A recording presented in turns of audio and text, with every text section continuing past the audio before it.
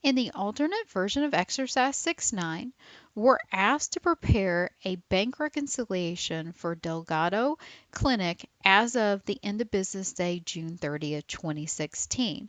So we'll go ahead and move forward and start delving into creating that bank reconciliation. I will note that my steps are going to be a little bit of out of order compared to the way the book explains it. Not trying to be difficult. The reason why is I'm going to move along with how the information is presented in the setup of the problem, because I think that's going to help with the flow a little bit better of following the video. Don't worry, we're going to end with the same end answer. So even though my order of steps is going to be a little out of kilter compared to the book, we're going to get to the same end point. So I'm going to start out where it's noted that Delgado's cash account shows in their internal book records as being $12,398. And makes sense, cash is an asset, so it's going to have a debit balance. So we'll start our reconciliation here on the right with the book balance of $12,398. The bank, however, has a bank statement of June 30th that shows that the cash on account in Delgado's account in the bank is going to be $11,521. So here's going to be our bank statement balance on the left-hand side where we're going to show $11,521. Let me ask you this question. Which one is correct? The bank shows $11,521. Delgado's internal books show a cash account balance of $12,398. Who's right? Who's wrong? And you're probably hoping, or Delgado's probably hoping that their records are correct because it's a little bit more. But the true answer is neither of them is going to be 100% correct. Does that mean they both have horrific record keeping? No. A lot of the differences are just created by simple timing differences. Maybe perhaps that Delgado just prepared checks to its vendors and just put them in the mail as of June 30th. Just put them in the mail.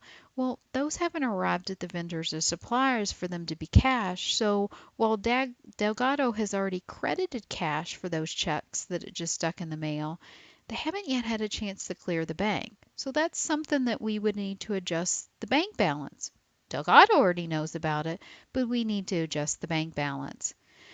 There may be other things that Delgado isn't aware of. For example, as of the end of the month, typically, if it's an interest-bearing account, there's going to be some interest added on to whatever balance exists within the bank. Again, bank's aware of it in this situation, but Delgado isn't, so that would be something that they would need to adjust their balance. So the likelihood is neither of them is correct, and we're going to have to create an adjusted balance for both of them. So we're going to have to add and subtract or deduct from both balances different types of items to get both an adjusted bank balance and also an adjusted book balance. That's pretty normal for every company. It also would be normal in your own life. Think about this on a personal level. If you look online at your current balance or your latest bank statement, or go to the ATM and withdraw funds and look at the resulting balance, it probably isn't quite the actual amount of cash you really have on hand, although you might hope that that's what it is. Keep in mind, maybe just early in the day, again, you wrote out a utility bill, you just stuck it in the mail, or dropped it off, um, in the mailbox. Well, that hasn't arrived at the vendor or supplier for them to cash it. So while you're aware of it, the bank's not, and that would be something you'd have to deduct from the overall bank balance. On the other hand, similar for your own personal life, maybe you haven't looked at your bank balance for a few days, a few weeks, whatever it might be. And again, maybe you've got money in an interest-bearing account and you've earned some interest income. Maybe you're pretty diligent and you keep a running spreadsheet of any checks you deposit, or on the other hand, any checks that you write to utility companies, whatever it might be. You keep a running total on your spreadsheet, but you haven't yet notated that interest income. Well, that's something you need to adjust on your own internal records. So just like on the business level, on the personal level, there's things that both of you aren't necessarily aware of, so we need to come to an adjusted balance. So let's start moving forward with the additional information. it's notated that the outstanding checks for Delgado as of June 30th total $1,620. What we mean by checks is these are checks that Delgado has already written and recorded on the books, so they've credited cash on their books and debited either expense accounts or asset accounts, some combination of that. They've maybe perhaps even put them in the mail, but they haven't yet cleared the bank. So these are items we would need to record on the bank statement side, and in fact we would need to deduct them because eventually those checks are going to clear against our bank balance. So we'll show that $1,620 as a deduction from the bank because again eventually those checks are going to clear. The next item that we have is the June 30th bank statement included a $35 debit memorandum for bank services. Now, what can be really confusing is accounting and banking use the word debit and credit differently. You may initially look at this and think cash is an asset. Debit means that I need to add it to it. But keep in mind, you need to think about Delgado's account from the bank's perspective, not from Delgado's perspective. From the bank's perspective, Delgado's account is a liability. That's not money that the bank actually owns. That's money at any point in time Delgado could actually withdraw from the bank. So since Delgado's account is a liability from the bank's perspective, they increase liabilities with a credit. So a credit memorandum would be an increase. On the other hand, we decrease liabilities with a debit. So a debit memorandum would be a decrease.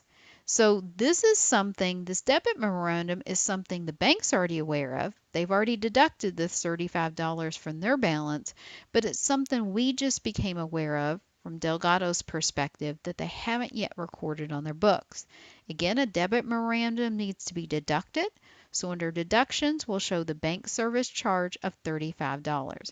Maybe it's a situation where, again, Delgado's ordered some additional checks and the bank has charged us a $35 fee for those additional checks.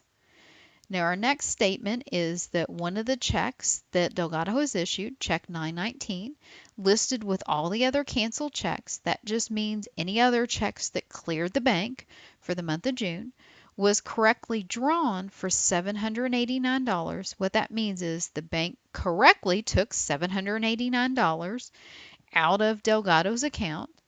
It's in payment of a utility bill on June 15th.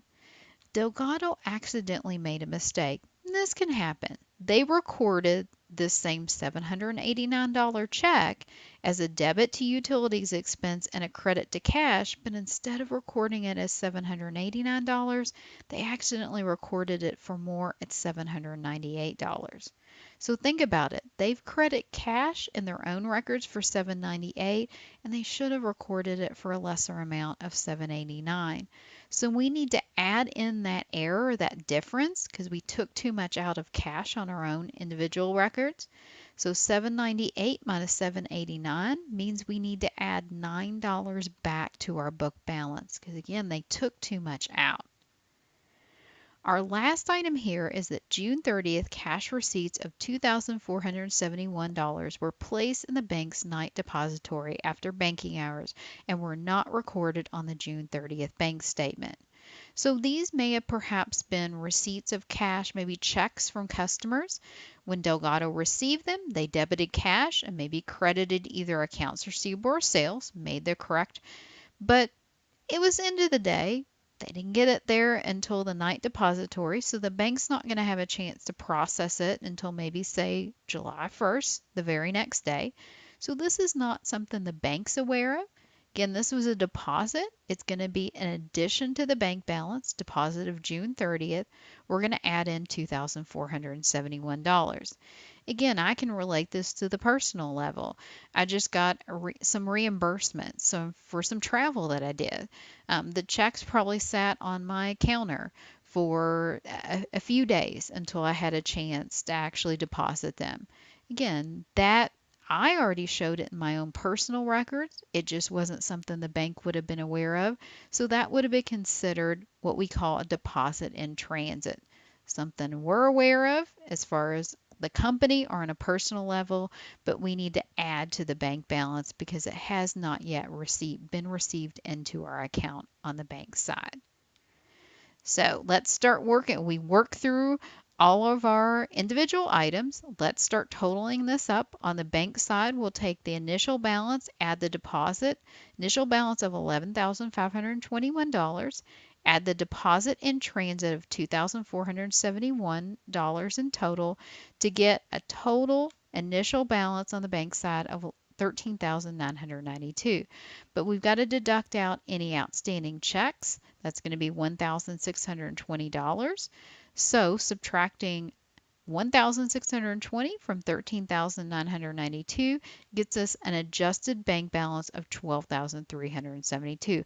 So eventually, once all our deposits get received by the bank and all our checks get cleared, the true amount of cash we really have, according to the bank, is 12,372.